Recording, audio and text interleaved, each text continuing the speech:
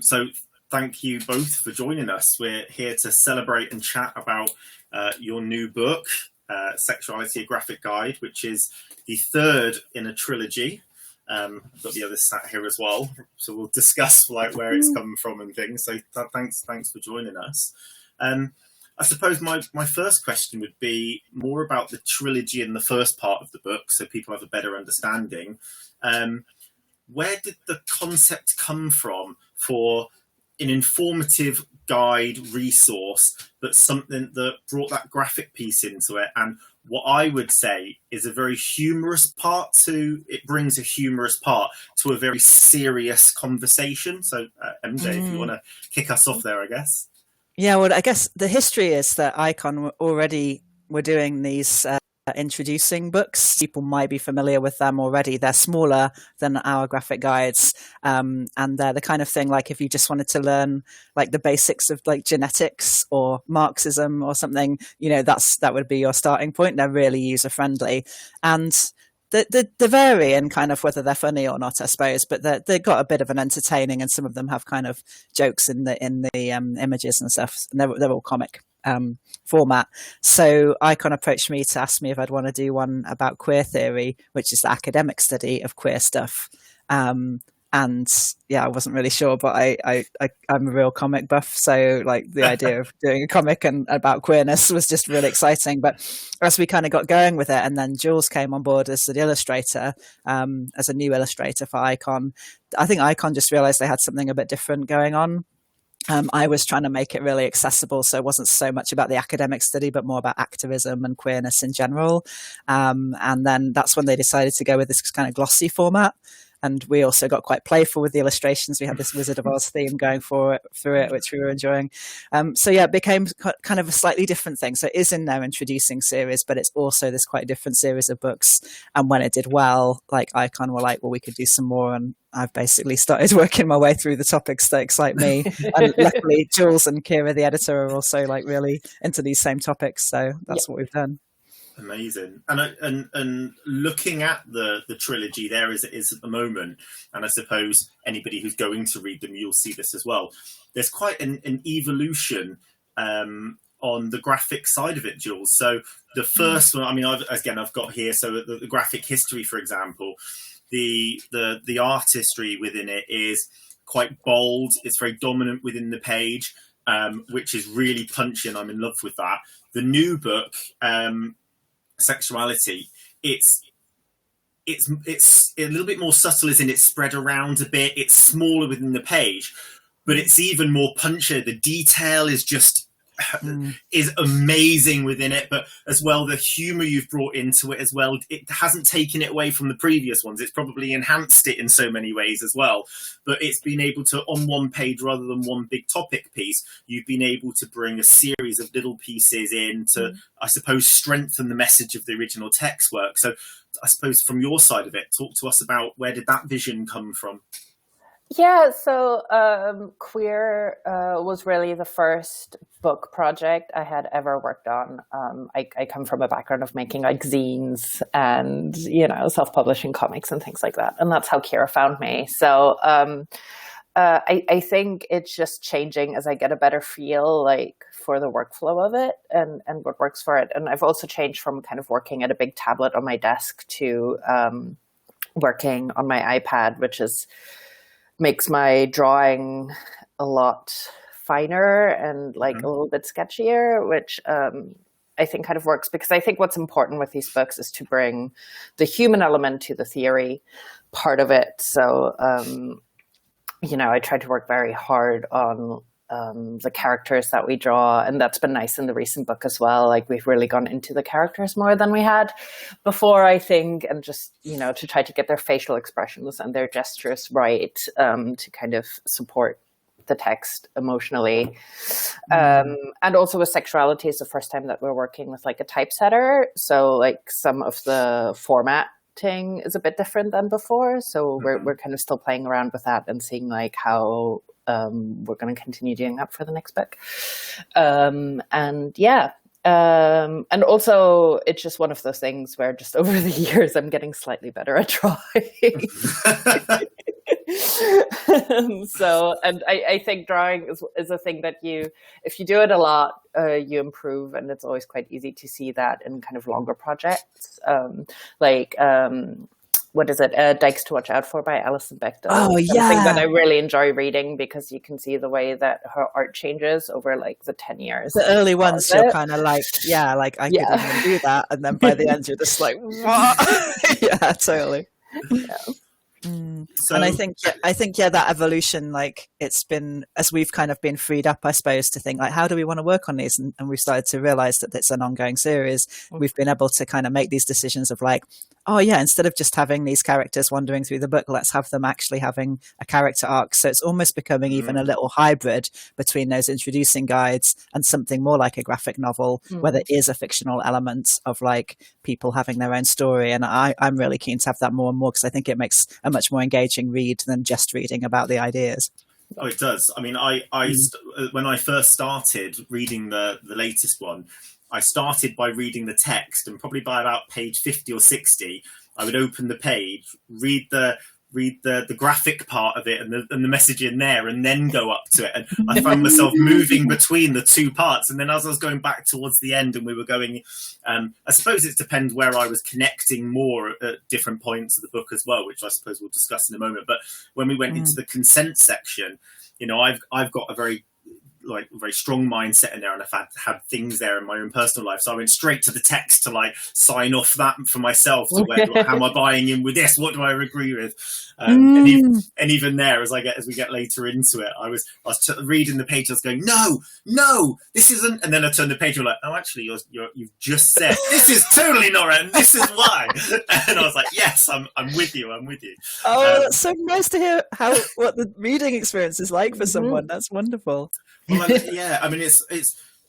I think I've been saying this about a lot of books recently, and possibly this is something about how generally books are changing within themselves. But what I did love is because you've put it into such beautiful sections, and they're not huge, which puts me off doing it in this way sometimes.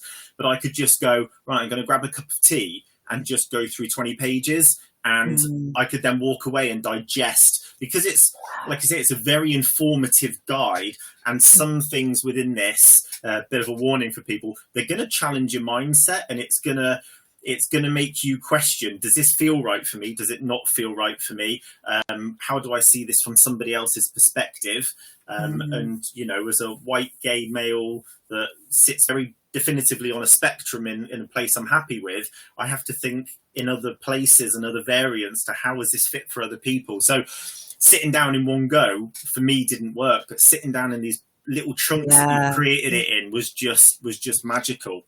And that's something we've been able to do over time as well. Again, like Icon's been so supportive at us just changing that format a bit from the introducing guides, where it really is like just the whole book. It's not really divided up. And I think it's really good to divide up, like you say. So that's really good to hear that feedback. So talk to us about, how did that happen? So, I mean, I've written some bits down here, but you start off with your short history, then you go into the sexual identity, parts of the sex act itself, kinks and how we see that as mainstream, non-mainstream, and then the consent and so many more bits. But you literally, where at what point did you go, right, this is our frame, this is where we need to chunk this into, and these are the bits that we can't miss, and these are the bits that we need to really get the message across? Yeah. I guess that's quite early in the process for me. And like, I'm just beginning to think about the next one, and I've already got that real structure. I think that I like to have that structure, and then to like drop the specific pages into each one. And for sexuality, I've written about it quite a lot of times. So I've always had that sense like, okay, we start with what people think it means, which is, are you gay or are you straight, and kind of orientation or identity. But I always want to like say that's just a tiny part of sexuality. So there's also our desires and what we enjoy doing sexually. There's also this, normal, abnormal sexuality. There's also what kind of context do we have sex in, whether it's solo sex or sex with other people. So I just wanted to make sure those were all covered. And then, like I say, like for me, consent is just since Me Too particularly, like it has to have its own section. So that's why we decided to have that. Yeah. And we usually top and tail the books with a history and the future. That feels like something that we've kind of evolved over time. That it's nice to have this, where's it all come from at the beginning, and where might it be going at the end? Yeah, well, that makes it nice for anybody who's not picked up the other two yet, and this is a gift, or they're first discovering this. It doesn't throw them straight in without having some of those basic answers there as well, doesn't it? So yeah, I can understand why you've done that. I had to chuckle because as you were talking about that, then where you said, we had to start with gay or straight and then move into other sections. Yeah, that I suppose. Yeah, but now I'm thinking about how you've said that. It literally writes that in the book, doesn't it? Let's start here, and then we're going to expand you and make you think about it even more. Yeah. But I was chatting to my mum about it earlier because she listens to all my interviews. So this. Hey. Yeah. Hey, Mum. But I said, I'm doing one about. Bear in mind, my mum's like late 60s. So I said, we're doing one about a sex graphics guide. She's like, they do that. In my day, it was just the women just did everything. And I was just like, this will be a great interview for you to pick up on later. But it's interesting that the way within the book that you challenge the mindsets of where we've been, where people are now.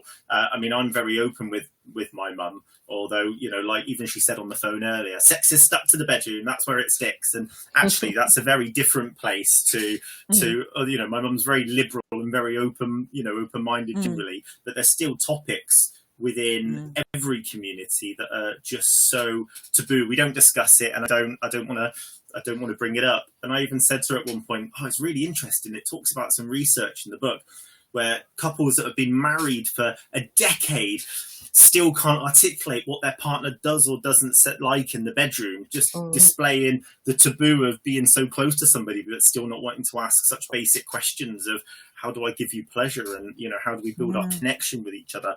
So I don't know whether that means I should send her a copy. It's kind of wild that we're putting parts of our anatomy inside other people's anatomy and still can't talk about what we enjoy. It's like, there's a sort of weird mismatch there, right? Yeah, exactly. So Jules, if we head back to you, I'm going to put you on the big screen now for this, if we can. One other thing that I loved as well is obviously you've brought lots of different people within the book. Some of them researchers, some of them, I'm going to say this wrong, sexologists, is that the right word? For specialists within these areas. And they've got loads of little tidbits as you walk around just to remember.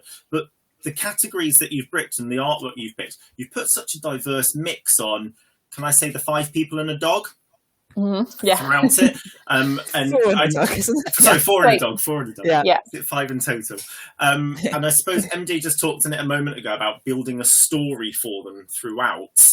And the way that that's been done is incredible. But you've created a diverse mix with not only their sexual orientation and their sex and gender, but you've put body consciousness into it as well, and different size people, and brought how that can be just as sexy and intimate and shouldn't be brought to the forefront of an issue at all. So how was that built? I'm guessing that was done at the very beginning, the creation of a story throughout the book.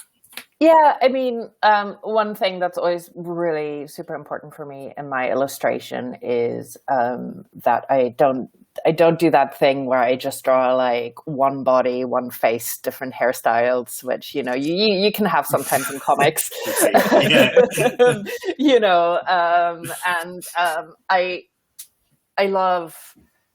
I really enjoy drawing people. If I would just draw people, no backgrounds, nothing else, just for the rest of my life. And I really like studying anatomy and what other people look like. And I find that fascinating. And I think MJ at the start, you're also always very adamant about having different representations, of different people without them being tokenized, just to make sure that we can have a character that can speak with authority about different sections of the book, I think.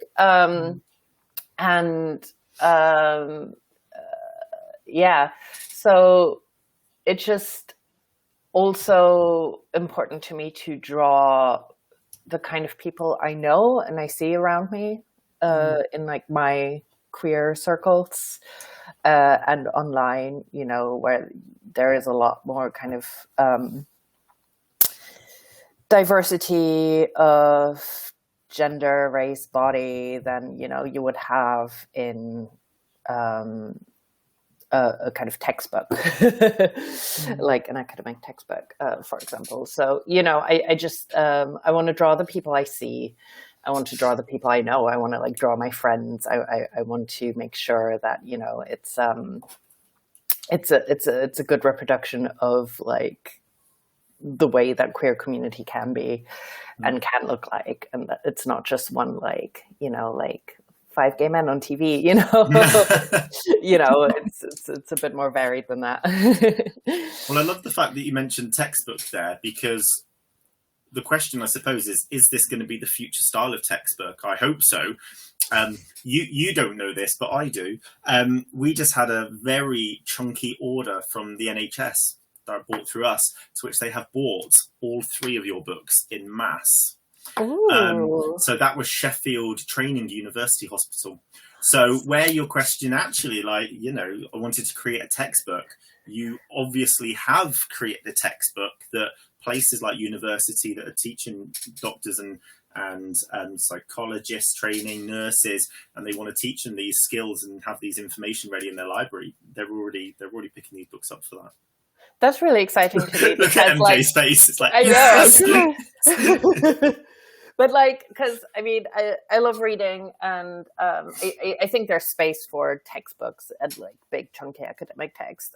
Personally, I'm not very good at reading those, and there's, I really like to get people away from the stigma of if there's an illustration in it, it's for children. If there's an illustration in it, it's kind of less than. My brother's girlfriend, she's French and she's very academic. And when I first told her about doing queer, she was very that's not really for real academics though. And it's been really happy. It made me really happy, that when she read it, she was like, oh, actually, the illustration supports the thing, and and she's not really super into queer theory, so she was like, I learned a lot, and she really wasn't expecting it, and I really hope that that happens more, just generally, because I think it's just such a good way to learn. I learn much better if I have a visual aid. Yeah. I learn much better in classrooms when I'm doodling at the same time. It's just the way my brain works, and I know that that's lots of people as well. Mm. But that enables you to engage with I'm exactly the same as you. I'm sat here right now with a pen in my hand. I have to have something when I talk. And I used to be a trainer at one point. So we used to put things for people to play with and doodle and silly string and all these kind of, these. So actually the fact that, it's a guide that is so visual based, it enables visual learners to engage with it better.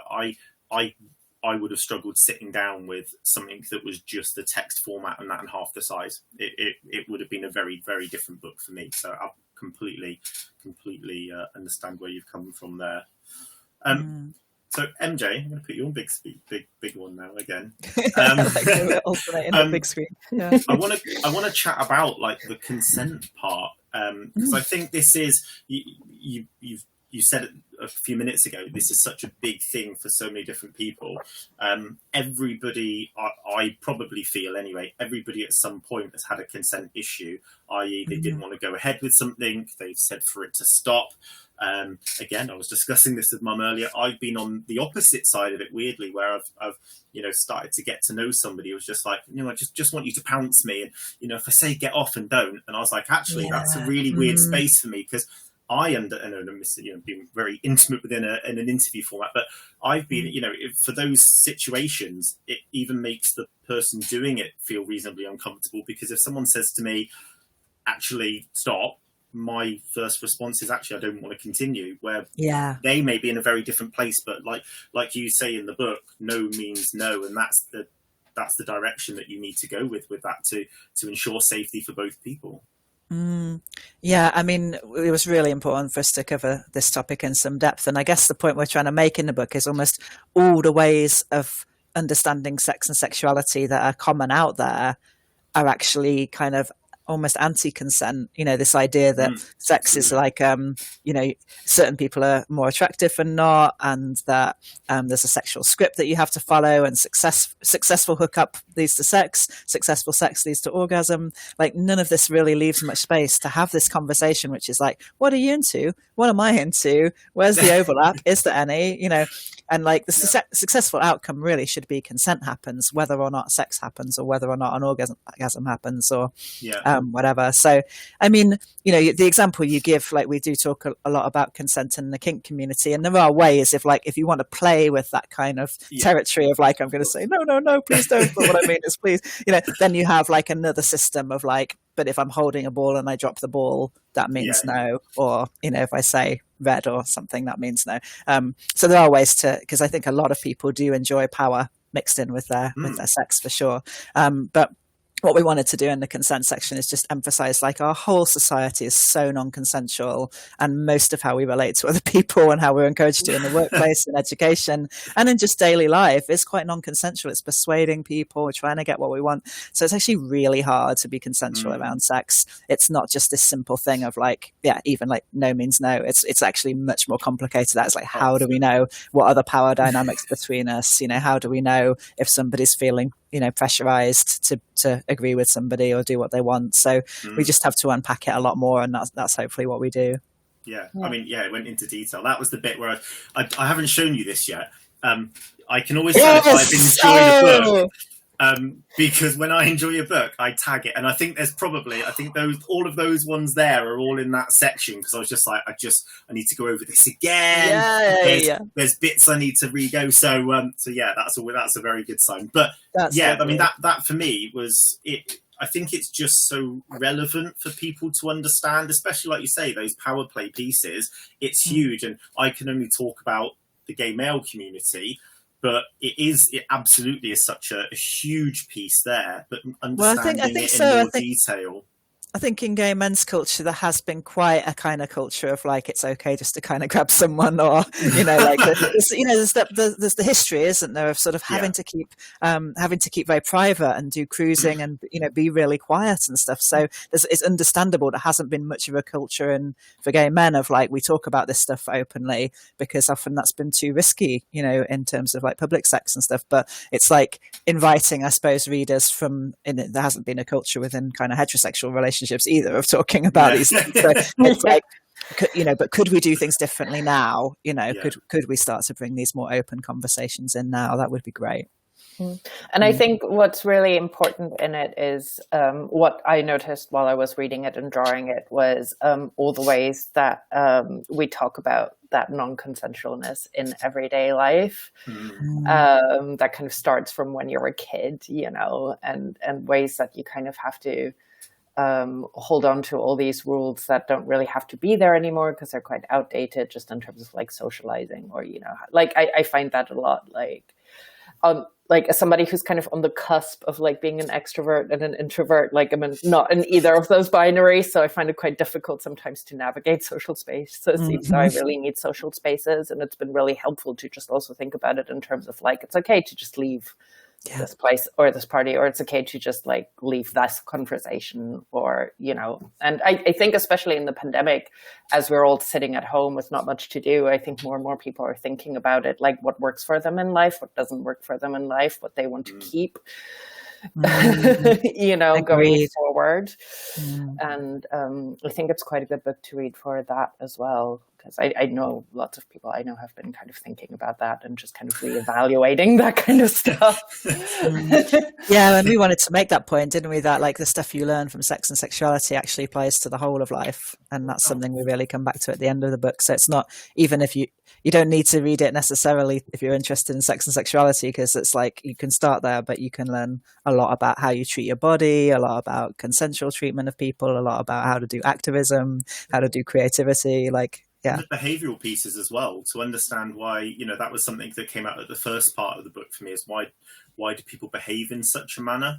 And then that one comes back as well. It's something you just mentioned as well, but coming on to some of the stigma parts as well, and understanding, for anybody within any community, understanding why do we stigmatise X, Y, Z. I mean, there's a huge piece in there about self-play, asexualism, bisexual, that I think even now, even within our own community, bisexual is still at the lower of the food chain, wrongly, but that's still that perception, isn't it? Which is, no, you're one or another. And, I've had my own demons on that, which I've had to deal with. And, I think it's part of the social concept, and part of what came from that is I've just dismissed one part of my own identity, because it's just, life becomes easier without it, and I don't want to deal with I don't want to deal with the knockbacks or the issues or being told no. So actually I'll just go with what works and things like that. So so I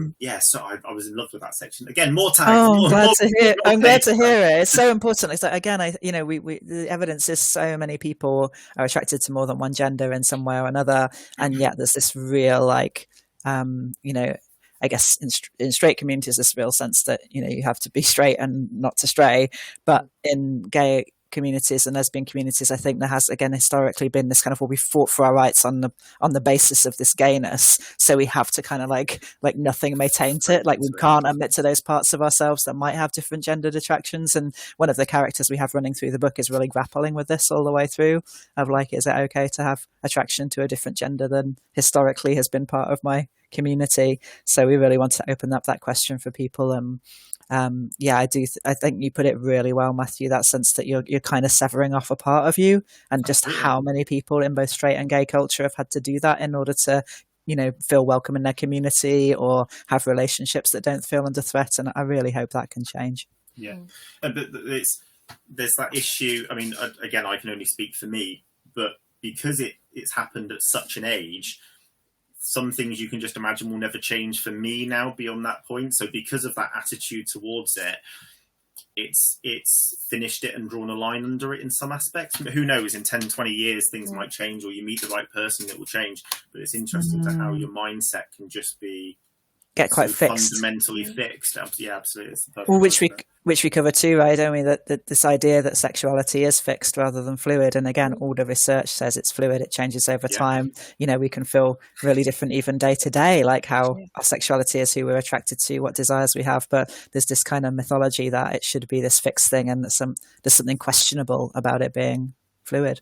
That's been really something that's been really important to me as well, and I'm happy that the books are out there about it, because I'm transitioning like quite late in life. Over 30 is quite late in life, and it's just very interesting because for me, like now, it's just everything is like from a new perspective. So I'm basically, and a lot of people I know like feel that way if they come to like their sexuality or their gender, like when they're like an adult, it's just having to kind of rethink everything. It's like having to go through puberty again, not just physically, but also mentally, it's just kind of like going back and going, actually having to like check in with yourself and be like, what do I actually want? What do I actually like? Who do I actually like? And I think there's like a lot of shame around that. And I see it now on the internet as well. It's like when somebody's like, oh, you said you were a lesbian, but now you say you're bisexual, you're just flip-flopping. And they're like teenagers. And it's like, get used to flip-flopping, I say. There's a lot of it in life. Exactly, And that's the beauty of self-freedom, though, isn't it? Which is when, and I'm not there, as you can hear, in certain aspects of my life, and certain ones I'm absolutely, and I'll shove it in everybody's face because I want you to know like what I'm owning. But I suppose there's that piece when you give up that freedom to go, do you know what? I'm just going to ignore the rest of the world and what they think, and I'm just going to try and be what the inside of me is telling me. But I suppose it's such a difficult place to get there when you've got these nattering places in the back of your mind, like you say, like the internet, that is just a keyboard warrior zone. It's never helpful. Right, what other bits in there do I need to discuss? I think I've covered like the great bits that I was did the sex worker bits, because that was, did we discuss the sex worker bits? That was a real interest for me, because And that was it, because I was started on the stigma, but we just didn't get into that bit. Because we spoke about the bisexual, but the stigma within sex workers, because obviously there's still a lot of our community that's a role for them, either with female and for men. And the book really goes into quite a few pages around the stigma between it that we have within our own community as well. Just give us a few lines about, from both of you, I suppose, where the detail on that came from, where the mindset was to wanting to address that, because it's definitely, I love that was brought up. Well, I guess I was really inspired by sex worker friends of mine and sex workers in my community. I feel like it's still one of the most stigmatized aspects of sexuality. And as you say, like even in queer communities and kink communities, there can be stigma around it. And particularly, I wanted to flag up, the books in general, a real big idea behind them is like almost like every page is an invitation to a particular thinker or a particular activist to say, please go and read the rest of this person's work. And what I really wanted to flag up was Molly Smith and Juno Mack's work in this area, because they did this amazing book, Revolting Prostitutes, where they really talk from a sex worker activist perspective about what we can learn about sex from sex work and what we can learn about work from sex work. And they're really questioning this idea of like, well, why are people stigmatizing transactional sex when so much sex people have is transactional? A lot of the time we're doing it to get something back from someone else, whether it's validation or, what we want from them, or, it's like a certain kind of relationship, or even kind of financial things. And also then work, why do we focus on sex work as being this problematic kind of work when there's so much exploitation that happens in all these other kinds of work under capitalism? And a lot of work isn't fun. So why do we kind of focus on sex work as the one to stigmatize? And so, I really wanted to, flag up their work particularly, but also we have a number of sex work activists through the book talking about different things, because I also didn't want it to be like, oh, sex workers only talk about sex work, just like I didn't want to by like, black queer thinkers in the book only talk about race. It's like, it's really important to show that we've got a wealth of knowledge coming from these various different marginalized communities. Yeah, definitely. And you can feel that throughout the entire book as well. But again, that touches that diversity piece, isn't it? That they can talk about multi-subjects rather than just and often the wisdom is really coming from the margins, I think, from people who are thinking on multiple levels, often of marginalization and oppression. Like, the ideas that I find most exciting that just go, oh, I hadn't thought of that, is often coming from those places. Yeah, absolutely. Well, the thing is, we can't be the experts in all, can we? Or experienced what other people, like you say, on the marginalised pieces have. Well, I think the one thing I want to end on, I suppose, and really kind of bash home, and I wrote it on the first page, but I wrote it again, like must speak about. Reading through it, and probably about halfway in is when it inspired me. Is it became a book about affirmation to challenge yourself, affirmation that you're going to be different to the person sat next to you on the bus. You're going to be different to question and ask your partner about vulnerabilities that you may have inside or outside of the bedroom. And it's fine to have those questions, and it's fine to have those fears. An affirmation to be yourself and challenge you internally to accept yourself, but also to accept that everyone out there is going to be slightly different to you, and that's okay. And I'm guessing that's going to have been a theme, if not the word that you were thinking as you went through it. But I just wanted to say that it sounds ironic when I say congratulations on that, but I suppose that's part of the theme of the book, is to tell you it's fine. You're like, everybody's different. Don't fret, and don't be embarrassed by it. But yeah, for me, the word affirmation, that it's fine. Just get on. Did you think that, Jules? That resonates? Does that resonate for you as kind of what we were trying for? It does, absolutely. And yeah, like I was saying before, I think it's that kind of thing. Like, it's also okay to contain multitudes, and also, because I think growing up queer and being like in the closet, or being half in the closet, or being only out like with your sexuality but not other, it's all like such a muddled kind of yarn of shame. And I think you do kind of need the permission to kind of unpick that. You kind of do, and it takes like a lot of work. And I kind of hope that you can see that in the book. You can see that, you know, like, I mean, like MJ, like you've thought about this for years, for a very long time. It's, you know, Still thinking, you know, like it's your area of expertise, you know, and you've like approached it from so many kind of different angles and things like that. And like, yeah, I think, sorry, I blanked out. I haven't really had a conversation with anybody for a while. I know, right? It's nice, isn't it? It's like, it's so weird. Your first one you're having is like on a video, like recorded. But I really like what you said. No, I mean, shame to me is like so pivotal. It's so utterly incapacitating when we're shamed. There's a lot of shaming culture out there. Our culture pretty much runs on shame. And like these books for me, about everything I write, I hope can be an antidote to shame. So somebody can read this book and be like, oh, it's totally okay that I don't swing from the chandeliers, that I'm not interested in some of these things that people are saying. Somehow there's pressure that I should be. It's totally okay that I'm ace. It's totally okay that I'm kinky. It's, you know, totally okay that I'm bi, or that I prefer pan to bi, or bi to pan. You know, just all of it's okay, people. You know, it's like you are okay. Your sexuality is okay, so long as you only act on it in ways that are consensual with yourself and others. Anything goes.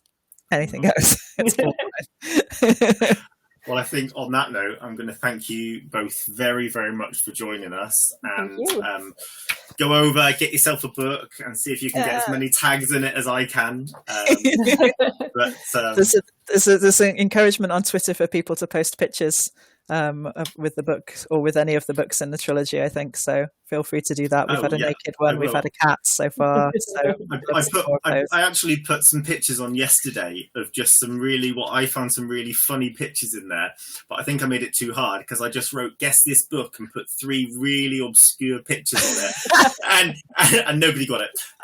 So I think maybe I might need to do like a part of the front cover and 2 bits inside or 2 pages to make it a little bit more easier to guess. But MJ, Jules, thank you so much for giving your time, and just without sounding patronising, congratulations, because it genuinely is an absolutely fantastic book, and we hope to get it into as many hands as possible. You're very welcome, and thanks for doing the work you do. It's just wonderful. Like, I'm really happy to be able to work with you on promoting this kind of thing.